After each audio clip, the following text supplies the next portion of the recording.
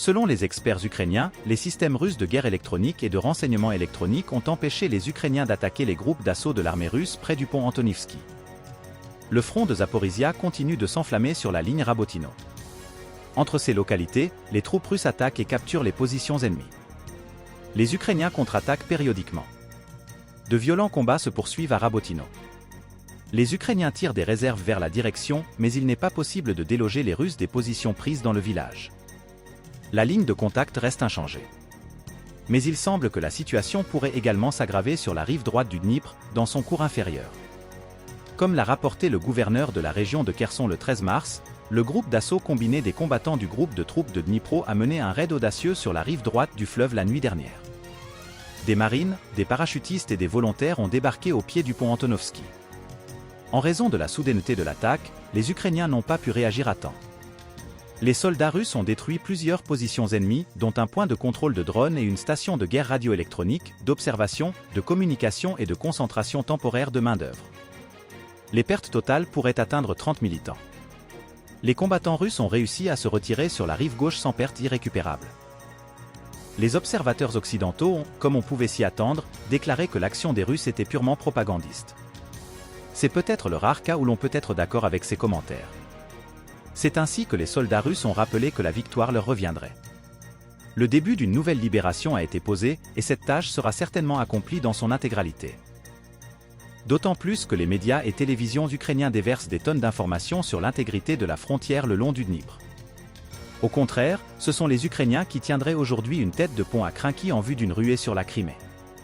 L'Institut américain pour l'étude de la guerre a indiqué de façon désordonnée qu'il n'avait observé aucune preuve visuelle de l'activité russe sur la rive occidentale et aucun changement confirmé de la ligne de front dans la région de Kherson. Puis les experts ont publié l'analyse exactement inverse, à savoir que le retour sur la rive gauche des parachutistes russes qui ont participé au raid indique que les troupes russes n'ont pas cherché à établir une présence permanente sur la rive droite de la région de Kherson. La partie ukrainienne affirme qu'il y a bien eu une tentative d'approche de la rive droite près du pont Antonovski, mais que sous un feu nourri, les militaires russes sont retournés sur la rive gauche après avoir perdu un quart de leurs troupes. Un certain nombre d'experts estiment que le débarquement des chasseurs russes est lié à la domination des drones russes sur le front. Les images de 3 hélicoptères ukrainiens percutant le site d'atterrissage, publiées par le ministère russe de la Défense, sont remarquables en ce qu'elles montrent que les Russes sont très conscients de la situation actuelle sur le champ de bataille. Cela ne s'est jamais produit auparavant, car l'armée de l'air ukrainienne a travaillé avec le Pentagone et le ministère britannique de la Défense pour tracer avec soin des itinéraires sûrs et des aérodromes secrets. Apparemment, les Russes étaient au courant de la rotation des marines ukrainiens autour de la base du pont Antonovski et de l'absence temporaire de surveillance du Dniepr dans cette section. Selon les rumeurs, à l'approche du débarquement, l'aviation a travaillé étroitement ici, attaquant avec des bombes explosives de haute précision. Une source militaire ukrainienne commentant la vidéo de la destruction des hélicoptères a déclaré que les troupes ukrainiennes ont maintenant un problème avec la surpopulation de drones de reconnaissance russes équipés de dispositifs de vision nocturne, qui dirigent de telles frappes et corrigent les assauts. Il n'est donc pas surprenant que l'action audacieuse des parachutistes russes ait été couronnée de succès. Teplinsky est le meilleur général de la Fédération de Russie. Il préparait la défense dans la direction de Zaporozhye. Il est insensé d'attendre de lui qu'il se contente de combattre Krinky. Il est évident qu'il n'a pas été mis là pour cela. Il est certain qu'il fait l'objet d'une étude. Après tout, certains pensent que la prochaine étape est Odessa.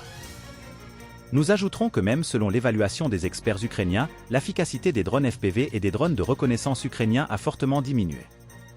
En période de pointe, lors de la phase chaude, les pertes s'élèvent à plus de 500 pièces par jour. Mais après tout, ils sont l'enjeu principal de la défense de la frontière du Dniepr.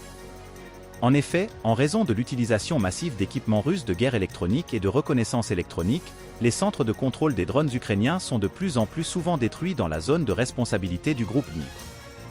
Les volontaires ukrainiens crient littéralement que l'armée manque constamment de drones ainsi que d'opérateurs. Dans ces conditions, une percée de l'armée russe sur la rive droite du fleuve Dniepr ne semble plus impensable.